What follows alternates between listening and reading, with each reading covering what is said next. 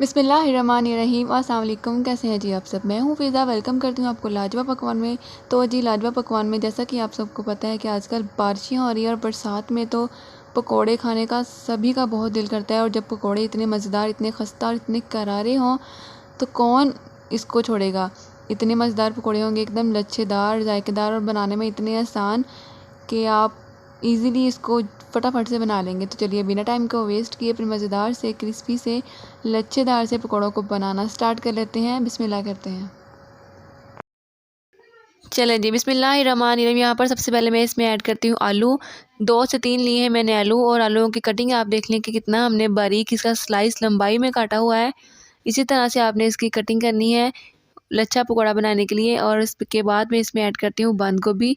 एक छोटा फूल लिया है बंद गोभी का, उसको भी स्लाइसिस में लंबाई में काट लिया है।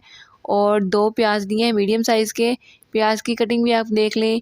एक टमाटर लिया है मैंने, इसकी कटिंग देख लें कि उसकी बारीक बारीक चॉप कर लिया है। और साथ ही मैंने ली है पालक, एक छोटी गुट्टी ली है मैंने पालक की, उसकी कटिंग करके मैंने ऐड कर दी। स्पाइसेस में ऐड करती हूँ 1 टीस्पून सुरख मिर्च पाउडर, 1/4 टीस्पून ऐड करती हूँ मैं इसमें हल्दी पाउडर, और 1 टेबलस्पून ऐड करूँगी नमक, 1 टीस्पून ऐड करूँगी गरम मसाला पाउडर, 1 टीस्पून में इसमें ऐड करूँगी खुश्क धनिया पाउडर।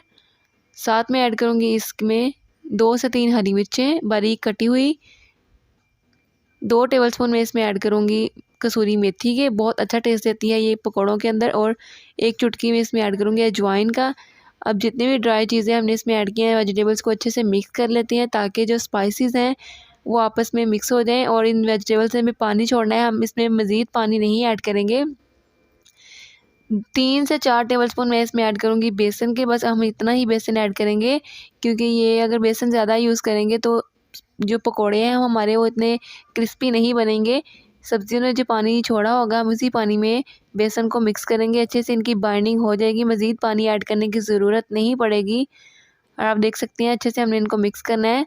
तो सारी मिक्सचर को हमने मिक्स कर लिया। अब एक कढ़ाई में कर लेते हैं गरम ऑयल को, अच्छे से हमने ऑयल को गरम करना है हाई फ्लेम पर।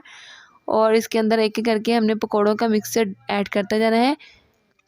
साइज़ आप अपनी मर्ज़ी के मुताबिक रख सकते हैं। अपने हाथों की मदद से पकौड़ों को फ्राई करना है, कढ़ाई के अंदर डालना है। और आप देख सकते हैं कि फ्लेम को पकोड़े ऐड करने के बाद हमने मीडियम रख लेना है। और आपने इसका प्यारा सा खूबसूरत सा गोल्डन कलर लेके आना है, ज़्यादा इनको डार्क नहीं करना, नहीं तो वो अच्छे नहीं लगेंगे। कलर आप देख सकते हैं दोनों साइडों से आपने इनको अच्छी तरह से फ्राई करना है ताकि ये अंदर से कच्चे ना रहें। और रेसिपी इस पॉइंट पर आपको थोड़ी सी भी अच्छी लग रही है तो प्लीज़ चैनल को सब्सक्राइब करें, वीडियो को लाइक करें। मज़ीद प्यारी और ख़ूबसूरत और मज़ेदार से इफ्तार रेसिपी देखने के लिए हमारे चैनल को सब्सक्राइब करें। और इसको एक खूबसूरत से प्लेट में हम सर्व कर लेते हैं। और बाकी के सारे पकोड़े वो भी हम फ्राई कर लेंगे। आप लोग अपनी मर्ज़ी से अपनी क्वांटिटी के अकॉर्डिंग जितने भी आप बनाना चाहते हो बना लें। रेसिपी बहुत ही आसान है और बहुत ही फटाफट कम टाइम में, अफ्तार में जब थोड़ा सा टाइम रहता हो तो आप जल्दी से फटाफट से ये पकोड़े बना लें। और ये इतने मज़े के होंगे कि डेली आपके घर वाले यही पकोड़े बनाने की फरमाइश करेंगे। ये क्रिस्पी भी होंगे और इसमें हमने बेसन का यूज़ किया है वो कम किया, वेजिटेबल का ज़्यादा किया, इसलिए ये बहुत ही मज़ेदार होंगे। और साथ ही साथ जो बच्चे वेजिटेबल्स नहीं खाते उनके लिए हेल्दी भी होंगे।